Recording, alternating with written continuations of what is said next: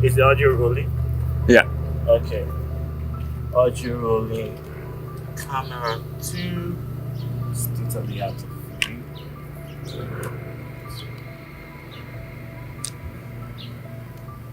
Rolling. And you're gonna be looking there. And action. So slate for me. What's your name? My name is Joshua Riley. And tell me a little bit about yourself. What's your background? Tell me about your background. Okay. I'm originally from Wetaskiwin, Alberta. My parents are, I guess, like German heritage, and I moved out here in 2013. Okay, let's do that again. And how do I unlock your phone?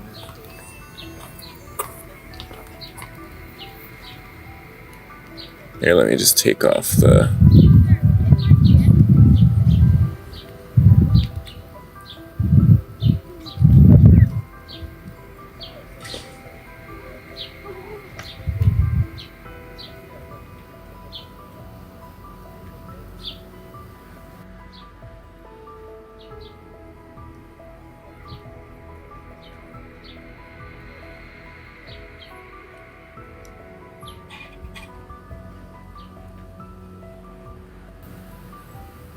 Just a moment.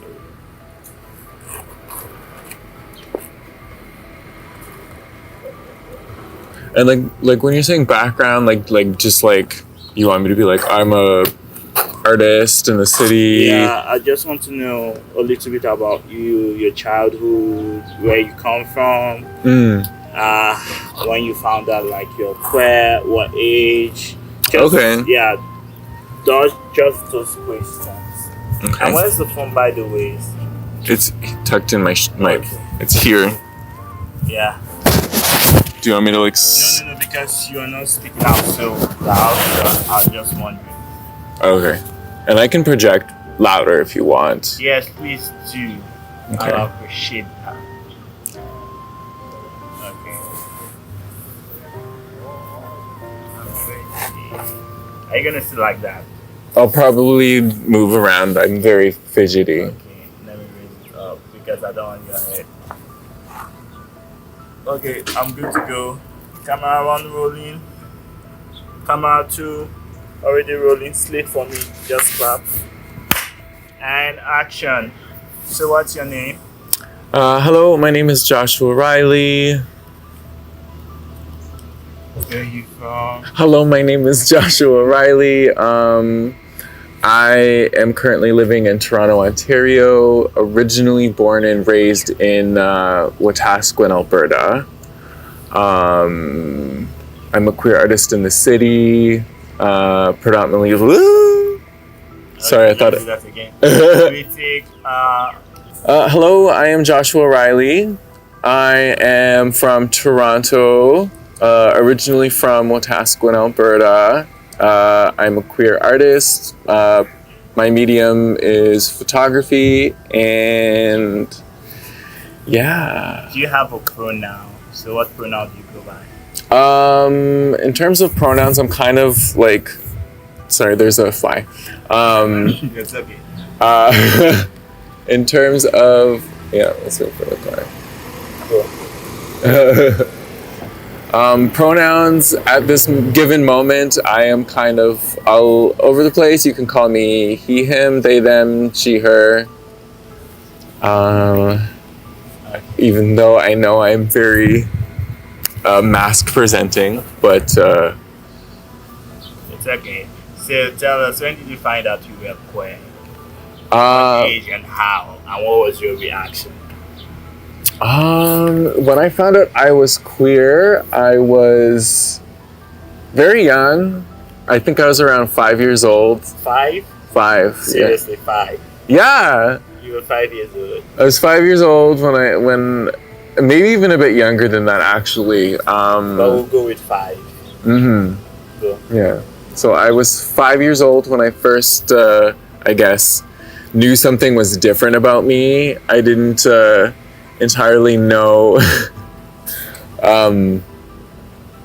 what queerness was or what being gay was. But yeah, I think, and also kids treated me differently too. Like people knew that I was different, so it just was. So were you bullied? I was heavily bullied. About one time you were bullied, yeah. One of the most prominent memories I have was when I was in kindergarten. I think he was an older kid, but he just like shoved me in my locker every day before class would start, and then close the door. Or he would just like shove me all the time, try to push me over, and then the teachers didn't do anything, and then one day I just stood by my teacher, and then he pushed me, and then I fell on her feet, and then she was like, "What happened?"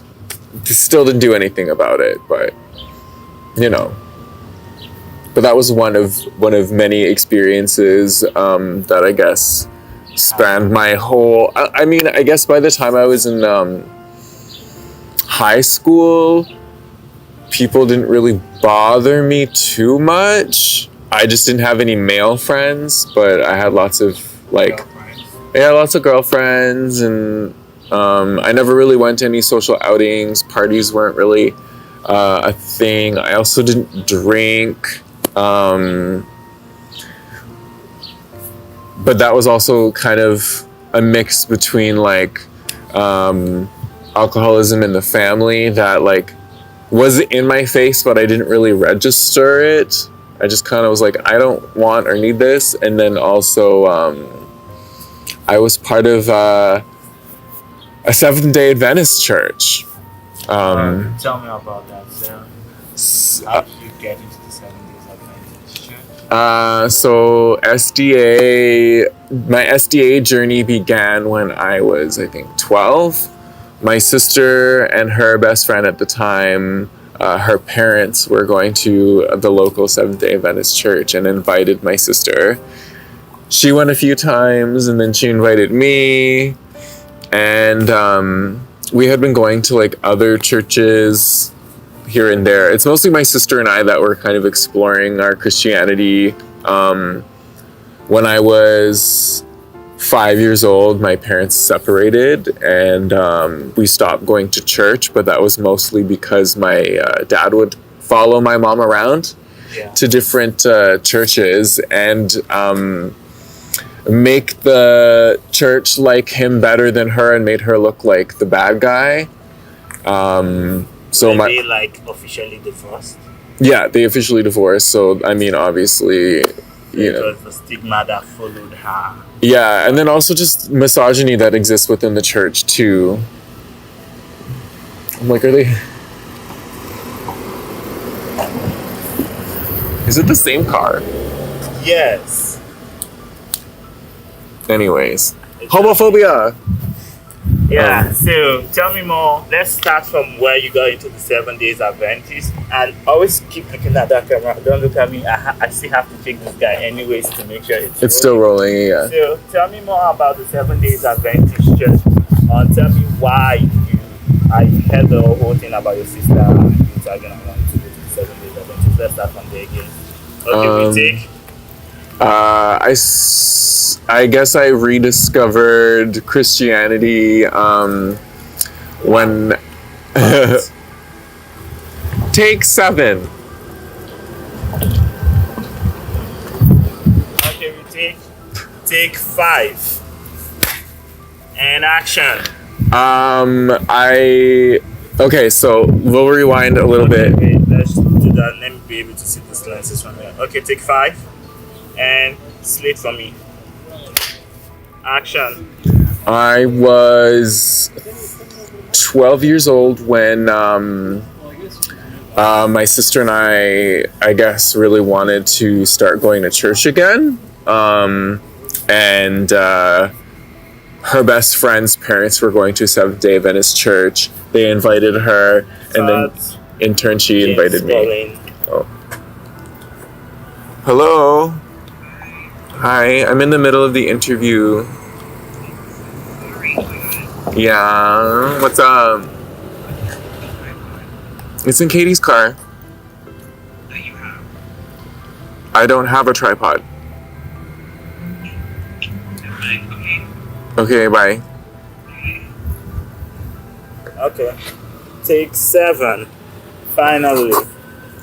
And take 7, and we are back. So we're talking about how you got into the 7 days Adventist with your sister. Okay. Just make it simple and so we go.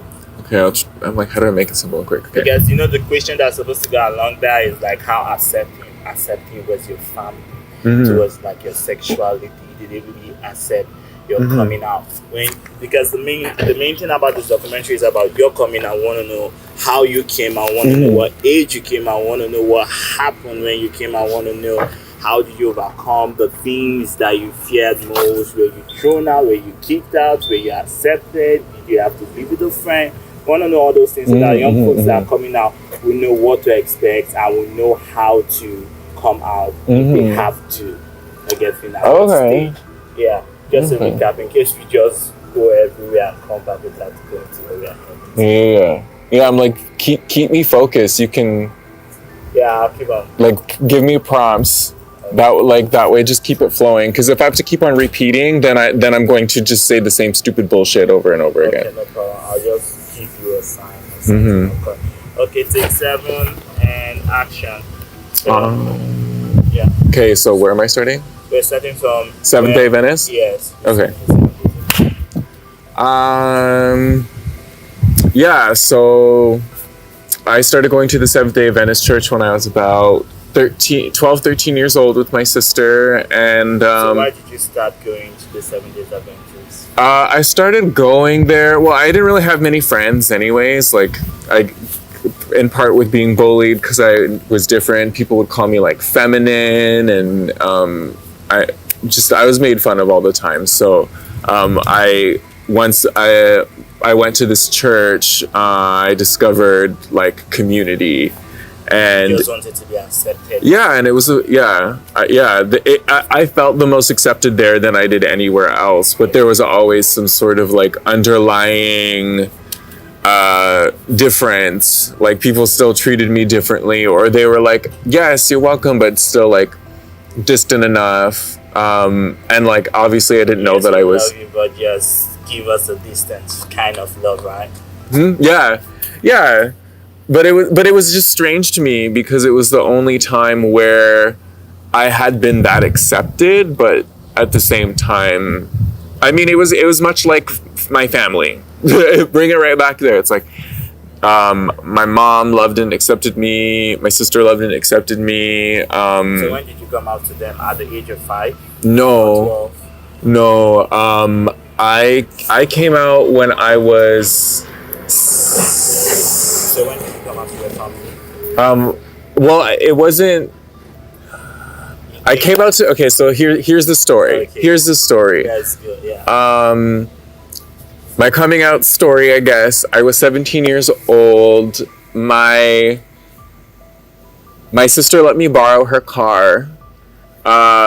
First time taking a vehicle out on a road trip. I traveled from my hometown to Calgary and went on a date with this guy. And then he took my virginity. It was the first time I had ever like kissed anybody or like was intimate with anybody, and then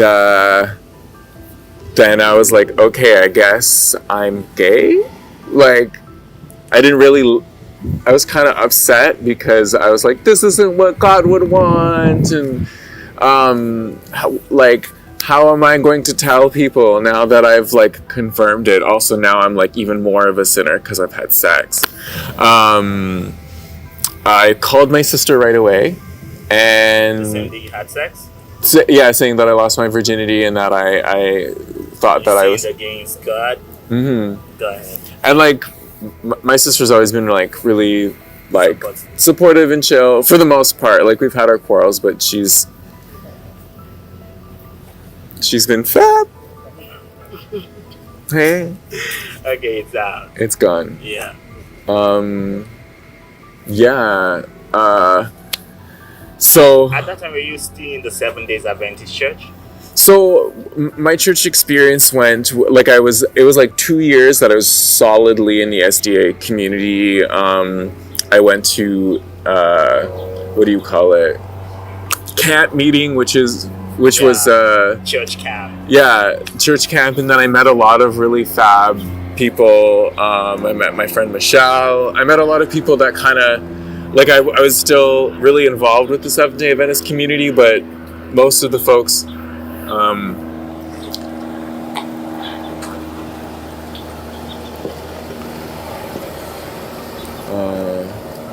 Okay. most of the folks that I've met, well, actually only one person I chat with now. Anyway, sorry, I'm getting really off track. It was just even furthering community, and I really connected with a lot of folks there too. But also lots of the people that I know that were in the Seventh-day Adventist community around the same time that I really connected with, all have been on this weird journey of like really having to step away from the community, Discover themselves. Because the SDA community is so small and so intertwined. It's like and most of the people are queer to some extent, so they have their there's a lot of SDA hotties, like so yeah, it was just very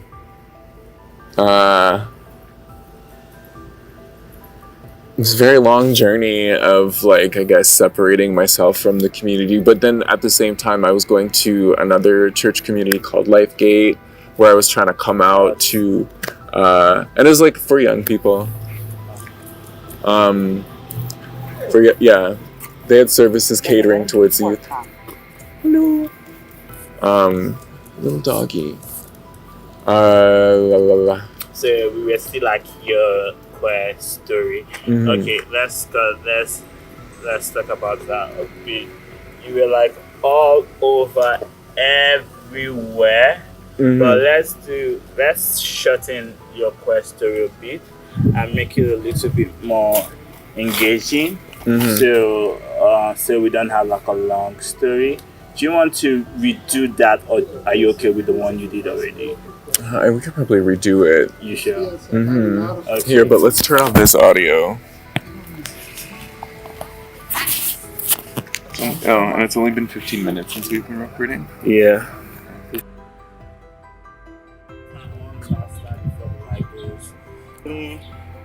And clap for me when you're ready. And yeah, so what's your name?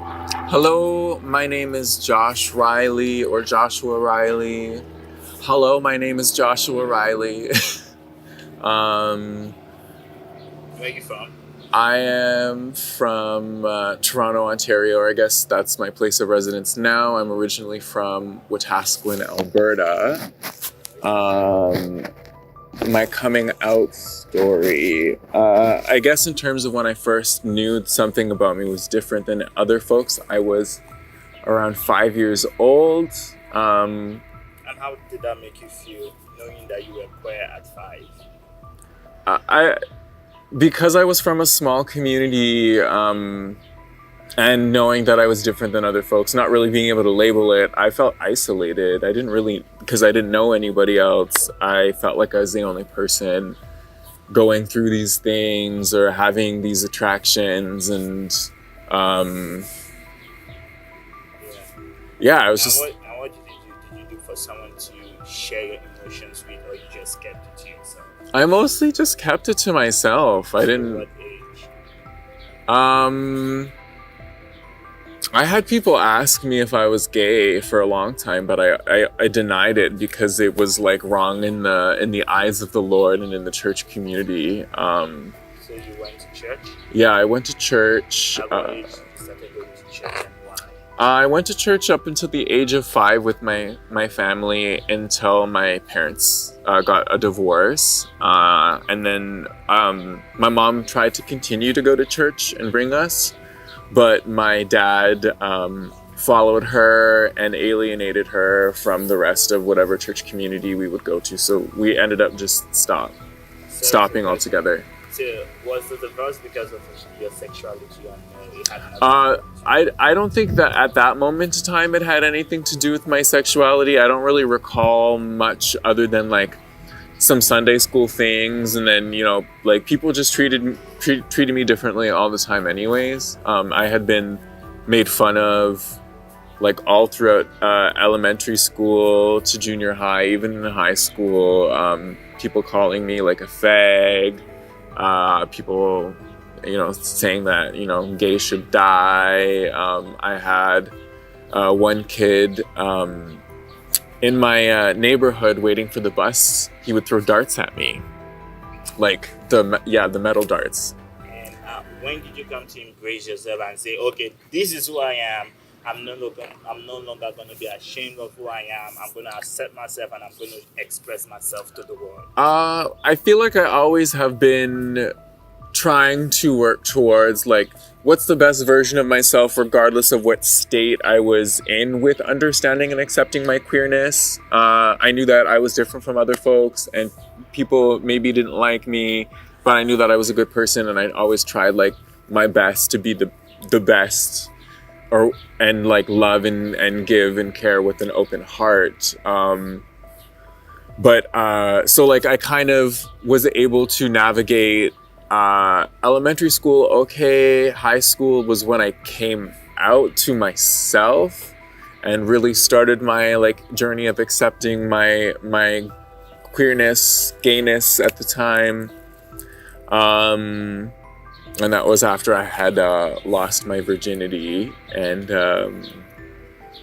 I had talked to my sister about it, and then I was a little bit wary of sharing it with my mom, mostly because at that moment in time, my mom she was awaiting back surgery because she had sciatica. My stepdad had a stroke, and I had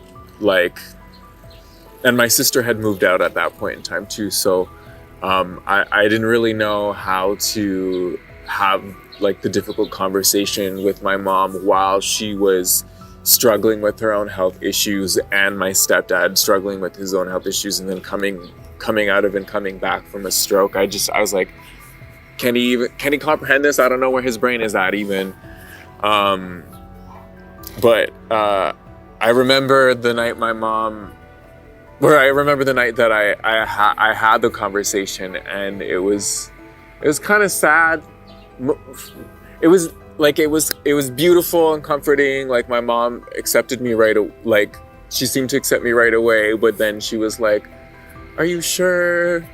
Like, what about that girl Stephanie that you've been?" And I'm like, I don't know. Like, I'm pretty sure I'm gay, so I wouldn't have. But yeah, she as the conversation went, she's like, "I'm so excited for you to have a wife and kids, and like I know that you're going to be a great like husband and a great father." And then I just started crying, and I was like, "Mom, that's not going to happen the way you want it. Like I don't want to disappoint you. Like I feel like a disappointment because of like my queerness and my gayness." But yeah, shortly after that, she was more than like loving and accepting. She stopped asking me about Stephanie, even though I love Stephanie so much.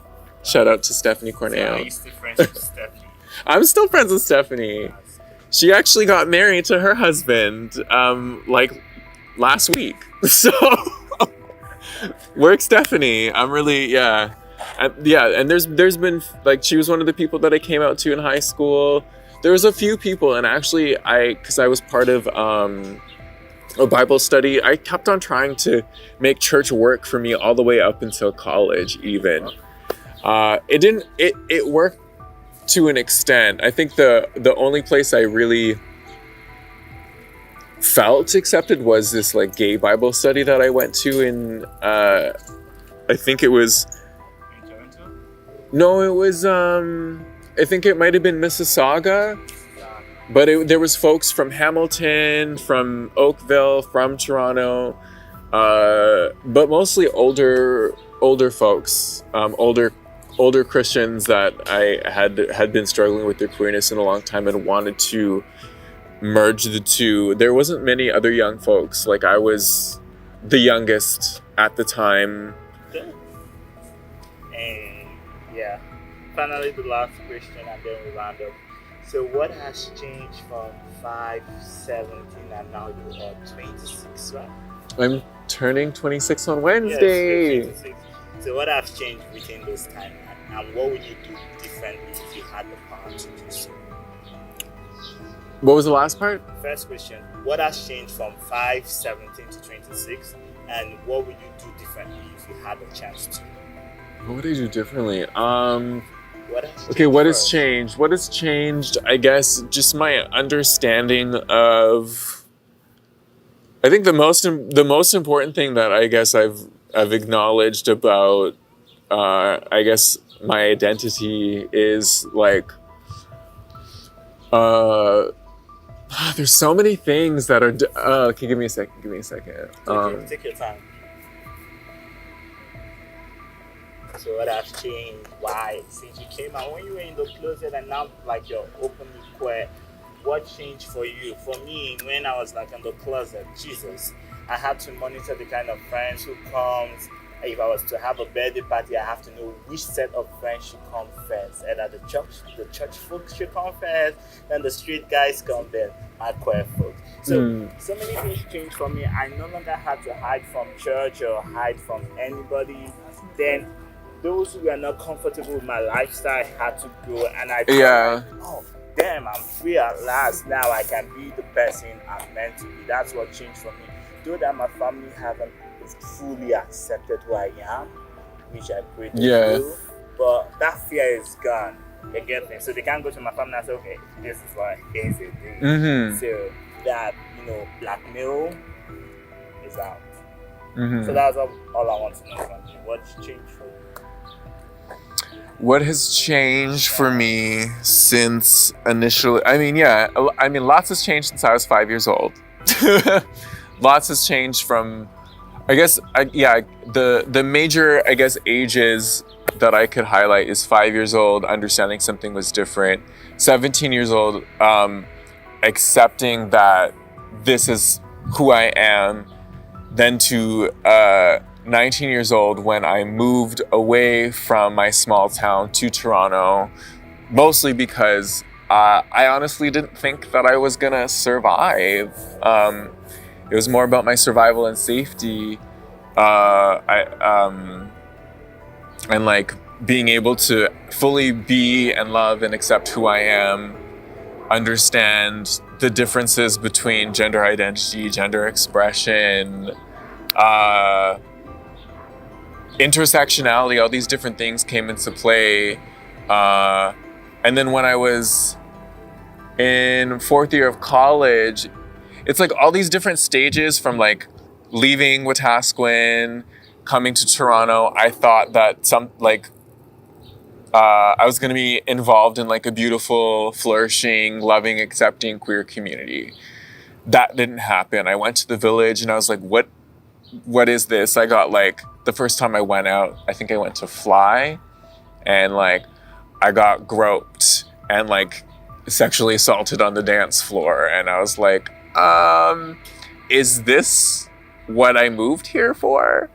And then kind of just shutting myself off and out from the queer community, mostly because, I was like, okay, I went from like the white cis hets that were like rude and abusive at home, to like,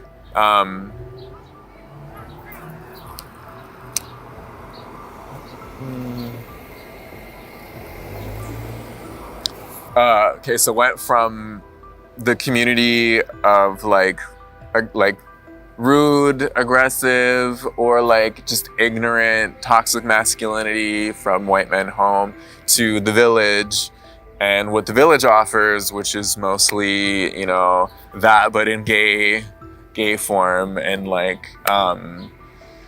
so I kind of was just like, I guess, didn't really associate myself with the scene. And then towards my later years of college, I made some friends. I met my really good friend Mark Shea.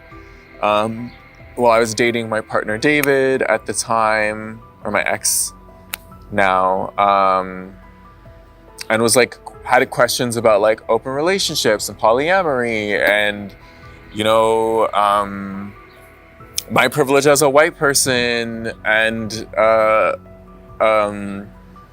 white gay male in this the scene to what I now know it is as the scene, and then queer nightlife and how all of these different things come into play for a community. And then I also discovered ballroom when I started dating my partner James. Well, we weren't dating at the time, but and then from college, leaving pretty much all of the friends that I had made in college, because it was just like my crowd, the folks that I hold the most dear to my heart are my queer community family members, whether they're in the ballroom scene or like friends that just other queer folks that I've that I guess are just part of my chosen family, and being able to like not have any boundaries or not have any boundaries, having good boundaries, but being able to talk about a variety of topics that you can't speak to.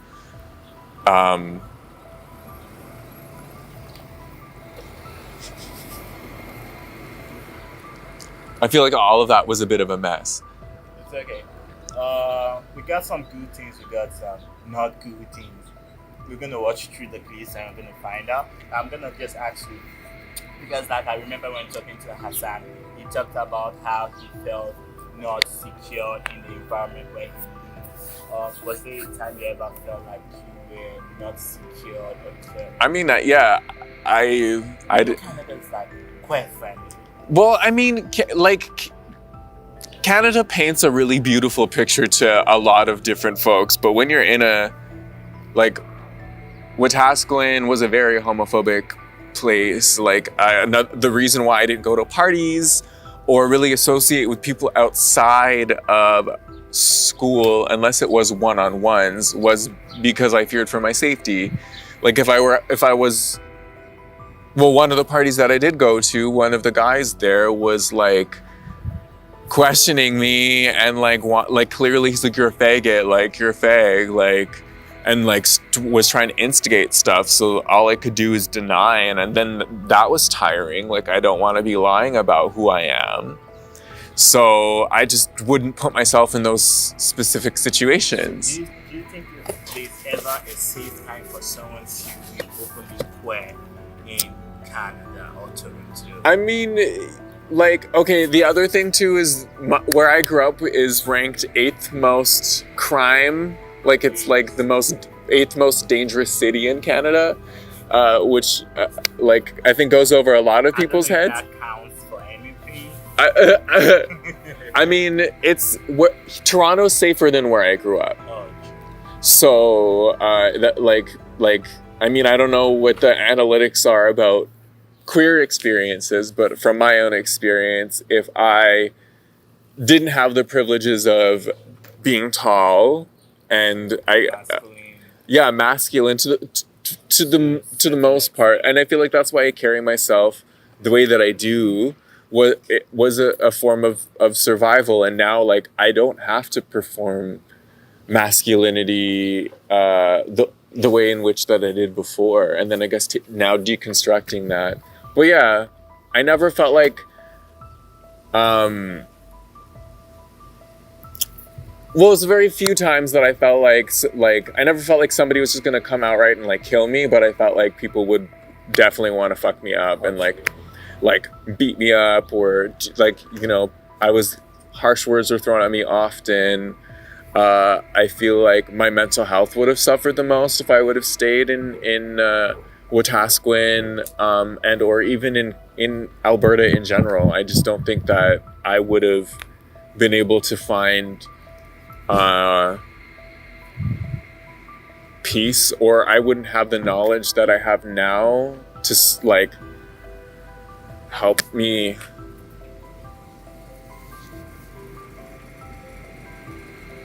Just like, Oh, that's fine. oh, that's your friend? Okay, final question. Let's wrap this up. So, the documentary is about people embracing themselves, coming out to be openly queer. Because I feel being openly queer is more, you've embraced yourself, you've like evolved. You know how the butterfly is a caterpillar before it becomes a butterfly? Yeah. So I feel when you're like openly queer, you become a butterfly, you can really fly around and, make beautiful, magical things happen. So, what's the last thing you have to say to someone who is presently living in Toronto, which I know so many folks living in Toronto, they are gay, but they are not still free. They don't feel it's the right time to be open. I mean, like there's lots of things come into. I feel like lots of things have been holding me back from my guests. Like I've done a lot of like internal work, but the in terms of expression, like lots of stuff costs money, so I can't just like go on and experiment with like buying new clothes or to express myself in different ways.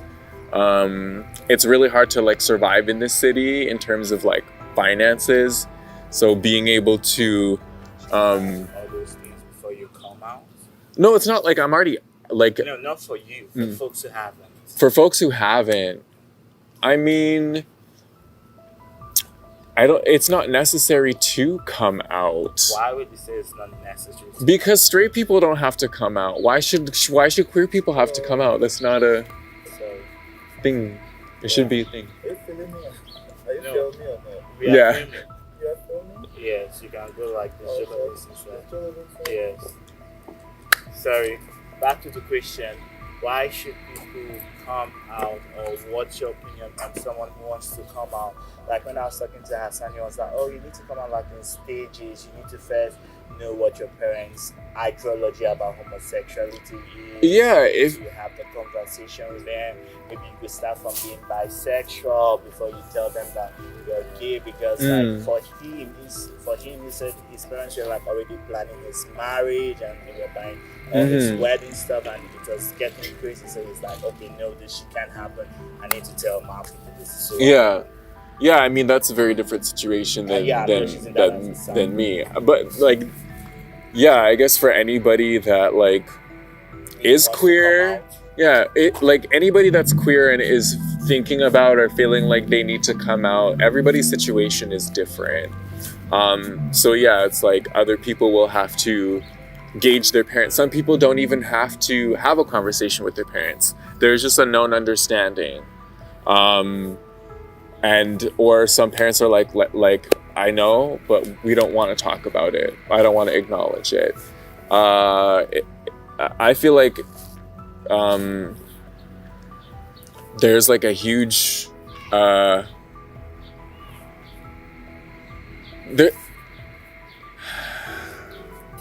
it's like if you want to continue to maintain relationships with folks that don't love and accept you, I don't know how to word this. It's okay. If you have no word, it's okay. Well, it's just there's so many different thoughts running through my head. So I've been reading bell hooks all about love, and like just so many family members don't know how to love their queer children. Like lots of white family members don't know how to love their queer children. Lots of black family members. Lots of different cultures don't know how to love.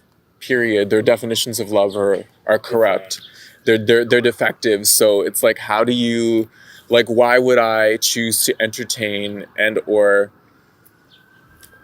choose to entertain a relationship with somebody that is a family member of mine that isn't willing to actually love me and do that work and have uncomfortable conversations? It's more of just like a common understanding. So I guess have a common understanding if you feel like you need to come out, but straight people don't have to come out. That's just because it's what society has placed on us. This is the normal. But if you just find a community that loves and accepts you, then you don't have to. You can just live your truth. You don't really have to have those conversations if you don't want to. But that's just my opinion.